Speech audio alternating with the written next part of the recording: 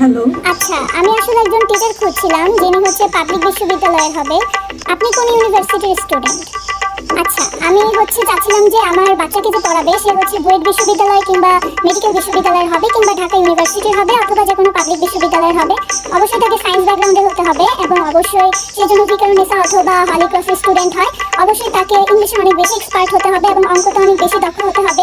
সপ্তাহে 7 দিনের মধ্যে 6 দিনে আসতে হবে এবং 2 ঘন্টা করে পড়াতে হবে, কোনো মিস দেওয়া যাবে না। কারণ আমার বাচ্চা আসলে পড়ায় খুব ফাঁকিবাজ, তো তাকে বসে পড়া শিখাই দিয়ে যেতে হবে। যতক্ষণ না আমার বাচ্চা পড়া শিখবে ততক্ষণ ওঠা যাবে না। বাচ্চাকে পড়া মুখস্থ করাই দিয়ে এরপরে যেতে হবে। আচ্ছা, আপনার বাচ্চা কিসে পড়ে? আমার বাচ্চা ক্লাস 3-তে পড়ে। আচ্ছা, তো আপনি বেতন কত দিবেন?